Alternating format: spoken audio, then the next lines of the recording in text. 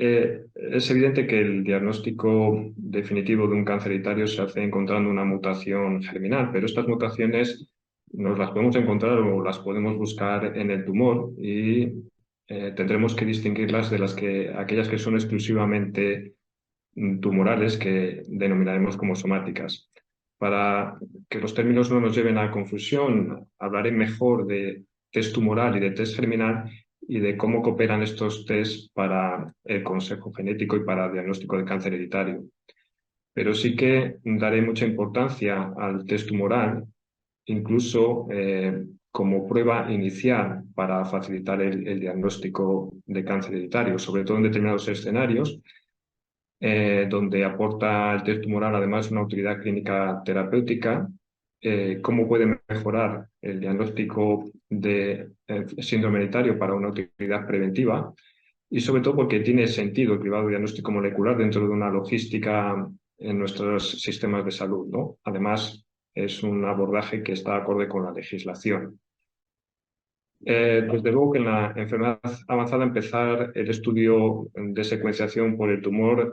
tiene sentido en un escenario como es el cáncer de mama avanzado, receptores hormonales positivos, ER2 negativo en progresión a inhibidores de ciclinas, donde podemos buscar la mutación germinal en BRCA, pero nos la podemos encontrar también en el tumor. Y en el tumor podemos encontrar otras muchas dianas terapéuticas que no van a estar a nivel germinal, como son mutaciones en PIK3CA, que nos van a guiar tratamientos basados en alpelisib o capivasertib, mutaciones en SR1, que nos van a servir para guiar tratamientos con el ACE-STRAND, o mutaciones en otros genes que tienen drogas pendientes de aprobación por la FDA, mutaciones en ER2 para tratamientos dirigidos anti-ER2, mutaciones en el receptor de andrógeno con fármacos también dirigidos. Y, lógicamente, también podemos encontrar alteraciones genómicas que tienen fármacos con indicación aprobada de una forma agnóstica, independientemente de histología, como son aquellas marcadores genómicos como la carga mutacional, la inestabilidad de microsatélites, las fusiones en RET o las fusiones en TRAC. Incluso estos marcadores de terapias más agnósticas los podemos también encontrar en el cáncer de mama triple negativo e incluso en el cáncer de mama avanzado ER2 amplificado, donde pueden aparecer mutaciones en ER2 de resistencia. Lógicamente, si encontráramos una mutación en BRCA a nivel del tumor, la indicación aprobada de Olaparib por agencias reguladoras sería cuando se demuestra a nivel germinal, la tendríamos que demostrar a nivel germinal. En cáncer de mama triple negativo, el desarrollo de búsqueda de marcadores genómicos con carácter predictivo tiene un gran desarrollo y también con carácter diagnóstico de clasificación molecular y seguramente pues, van a ser más necesarias la secuenciación en el futuro. En la enfermedad inicial de mama, empezar por el test tumoral, pues aún todavía no es lo más apropiado, puesto que los fármacos aprobados en adyuvancia pues tienen indicación cuando la mutación está a nivel germinal, como ha comentado Tamara con el ensayo Olimpia. En adyuvancia tendríamos la aprobación de talazoparib por agencias reguladoras cuando hay mutación en BRCA. Y cuando hay síndrome de Li-Fraumeni, pues podemos valorar, limitar el uso de tratamientos de radioterapia. Pero posiblemente esto cambie en el futuro y sí que cobrará más importancia el encontrar marcadores genómicos en el tumor para hacer estudios de adyuvancia, sobre todo en histologías donde la adyuvancia no funciona tan bien, como es el carcinoma lobulillar de mama, donde no son tan prevalentes las mutaciones en BRCA2, que podrían estar también a nivel germinal, sino que son mucho más prevalentes mutaciones en otros genes que no van a estar a nivel germinal, como mutaciones en PIK3CA o mutaciones en ER2 o mutaciones en SR1, EGFR o en FGFR. Lo mismo ocurre en el carcinoma metaplásico de mama, también de mal pronóstico con las adyuvancias, y en los cuales pues, son más prevalentes mutaciones en EGFR, en PIK3CA, en PTEN y en BRAF.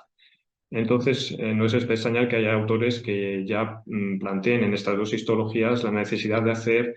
estudios de adyuvancia basados en estos marcadores moleculares, entre los cuales, como digo, pues BRCA2 en el carcinoma lobulillar pues no es tan prevalente. Desde luego que hacer el test genómico en el tumor primero antes que el test germinal puede mejorar la rentabilidad de diagnóstico de cáncer hereditario. ¿De qué manera? Pues bueno, conocemos ya estudios en cáncer avanzado en el cual la combinación de hacer la secuenciación del tumor y a nivel germinal incrementa la sensibilidad de diagnóstico de cáncer hereditario.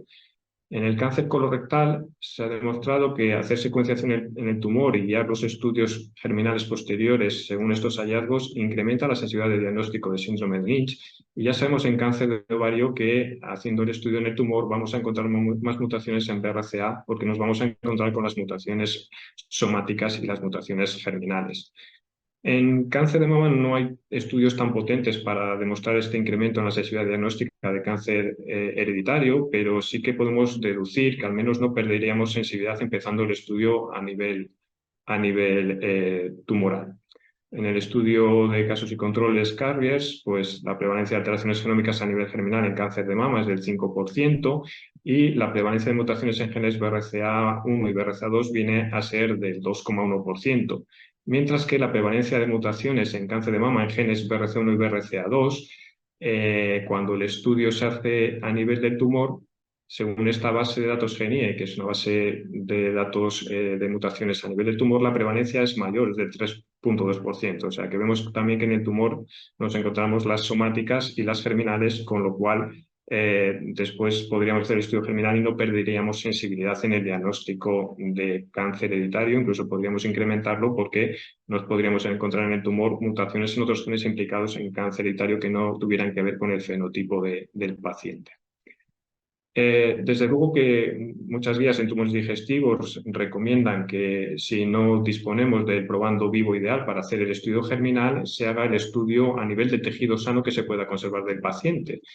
Pero yo añado que si en ese tejido sano del paciente no encontramos mutación, pero tenemos su tumor y hacemos el estudio en el tumor y encontramos mutación, podríamos clasificar ese tumor como esporádico y descartar un síndrome hereditario. Y esta información de descartar cáncer hereditario es muy liberadora para las familias y muy importante poder aportarla. Incluso cuando no tenemos disponibilidad de tejido sano del paciente, pues incluso antes que pasar a hacer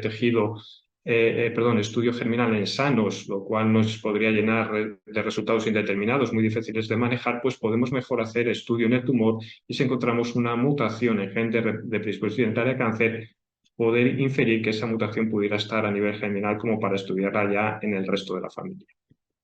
Desde luego que el estudio en el tumor después de un análisis germinal nos puede mejorar el diagnóstico de situaciones de cáncer hereditario, sobre todo cuando en el estudio germinal nos encontramos hallazgos inesperados, como son mutaciones en genes con frecuencia alélica de la mutación menor del 30%, o cuando encontramos múltiples variantes genéticas, o nos encontramos con mutaciones que no explican el fenotipo de la familia. Entonces, se recomienda hacer un estudio en tejido no contaminado por linfocitos, como puede ser el tumor. Y si en ese estudio encontramos las mutaciones con una frecuencia alélica mayor del 30%, podremos confirmar que es un síndrome hereditario. Si la frecuencia alélica es menor del 30%, será un mosaicismo. Si en el tumor no encontramos esas mutaciones, no habrá síndrome hereditario de cáncer y el fenómeno podrá deberse bien a un fenómeno de síndrome de tumulación hematológica, o si no hay tumulación hematológica será una hematopoiesis clonal. Después, empezar el estudio en el tumor tiene toda la lógica en nuestro sistema sanitario para ejercer una labor de cribado que nos facilite el diagnóstico de cáncer hereditario. ¿Por qué? Porque viene pidiendo paso las estrategias universales en las que haría estudio germinal prácticamente a todos los tumores y con paneles de genes. ¿Por qué? Porque casi en todos los tumores, con esta estrategia universal, tenemos una sensibilidad diagnóstica, o sea, una prevalencia de mutaciones superior al 5%.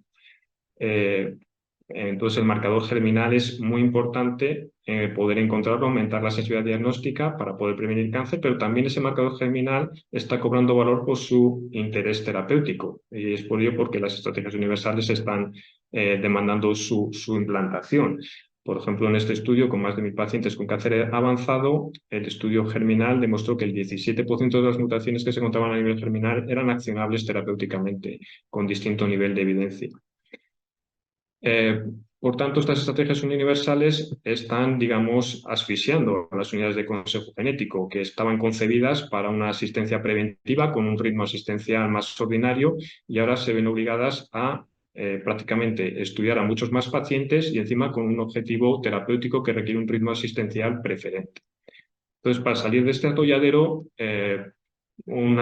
cribado molecular puede tener su sentido, hacer el estudio en el tumor para tomar decisiones terapéuticas, lo cual tampoco tendría implicaciones legales, y si se encuentra una alteración en el tumor que pudiera estar a nivel germinal, derivar al paciente a la unidad de consejo genético. Y además es mucho más rentable desde el punto de vista económico. Si consideramos el cáncer de mama avanzado, en el que hay que hacer un estudio porque puedes indicar una terapia dirigida, con la estrategia de hacer el estudio en línea germinal, harías en 100 cánceres de mama 100 estudios completos a nivel germinal con sus respectivos procesos de consejo genético para encontrar 5 mutaciones a nivel germinal y tendrías que hacer otros 95 test adicionales a nivel del tumor para encontrar las alteraciones genómicas que son predictivas terapéuticas y que no son germinales, ¿no? Harías 195 test y 100 procesos de consejo genético. Con la estrategia inversa, empezando el estudio en el tumor, harías 100 estudios completos en el tumor, en los cuales encontrarías algo más de 5 de mutaciones en genes que pueden estar también mutados a nivel germinal, con lo cual solo harías algo más de 5 procesos de consejo genético. En total, 105 test con 5 solo procesos de consejo genético, y además los test que harías a nivel germinal serían más sencillos porque los harías dirigidos por los hallazgos en el tumor. De acuerdo con la legislación, el cribado en el tumor es totalmente compatible con la ley, mientras que otras tendencias, como otras prácticas que también se están implantando, y sobre todo en países anglosajones, digamos, habría que buscar la forma de conciliarlas con la ley, ¿no? Que sería las estrategias de mainstreaming, de hacer el estudio en línea germinal indicado directamente por un profesional de la consulta, un oncólogo, un cirujano, quien fuera, ¿no? Si se haya una mutación genética, se utilizaría por su valor predictivo terapéutico y se derivaría a la unidad de consejo genético para objetivos preventivos. La ley es la que regula el proceso de consejo genético, la Ley de Investigación Médica 14/2007, en la cual queda establecido, como ha dicho Tamara, que se debe hacer un buen proceso de consejo genético y además debe hacerse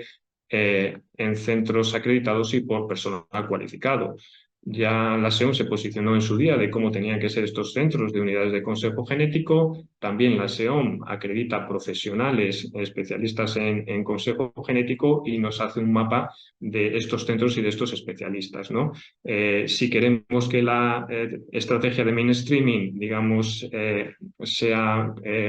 congruente con la ley, pues habría que hacer algún sistema un poquito también de validación, de reconocimiento de los especialistas que hacen esta tecnología y de los centros donde la realizan para que concilie adecuadamente con la ley.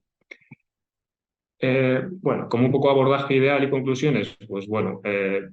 lógicamente yo creo que tenemos que cambiar un poco nuestra perspectiva de ver el cáncer en general. Como dice Fabrice André, pues probablemente tenemos que ver más a los tumores desde el punto de vista molecular que desde el punto de vista histológico, ¿no? Porque él pues pone de manifiesto que, digamos, entre el 2014 y 2018, desde que se inició el desarrollo de los inhibidores PARP, pues por haberlo empezado en una histología concreta y a nivel germinal, pues quizás 100.000 mujeres con cáncer de mama se podrían haber beneficiado de los inhibidores de PARP y en cambio no se beneficiaron porque no participaron de ese desarrollo, ¿no? Entonces yo me temo también que quizás estamos empezando en cáncer de mama por la vía germinal, igual para acabar también reconociendo la importancia del test tumoral. Seguramente pues también hay compañeros muy ambiciosos que promueven pues el empleo tanto del estudio a nivel de tumor como del estudio a nivel germinal de forma conjunta como medida para ganar al cáncer, ¿no? Y la forma de hacer esto pues quizás es un poco difícil, ¿no? Hemos visto que sería pues posiblemente lo ideal, pero seguramente el coste es muy elevado y también habría que buscar, como he dicho, formas en las que se simplifique el proceso de consejo genético y sobre todo que se concilie con la Ley de Investigación Biomédica 14/2007. En conclusión, pues la secuenciación masiva en el tumor de mama avanzado identifica alteraciones genómicas somáticas exclusivamente que serían accionables terapéuticamente y también permitiría inferir alteraciones genómicas que pudieran estar a nivel germinal y que serían accionables tanto para tratamiento como para prevención. Cuando no tenemos un probando vivo ideal para el estudio germinal, podemos utilizar su tumor y su tejido sano para identificar variantes que incluso podemos catalogar como somáticas o como germinales, o al menos inferir variantes que puedan ser germinales. Cuando el estudio germinal nos da resultados inesperados, pues podemos hacer un estudio de secuenciación en el tumor para diferenciar si es un mosaicismo, una hematopoiesis clonal, un tumor hematológico o si podemos confirmar definitivamente que es un síndrome hereditario de cáncer. Y en el cáncer de mama avanzado, pues el cribado molecular iniciado con una secuenciación masiva en el tumor concilia muy bien con la ley y ya digo que permite ahorrar estudios a nivel germinal y dirigir esos estudios hacia pues secuenciaciones más sencillas, incluso puntuales. Sería ideal poder llegar a estrategias pareadas de estudios en el tumor y a nivel germinal, pero bueno, haciéndolas coste efectivas y sobre todo simplificando el proceso de consejo genético.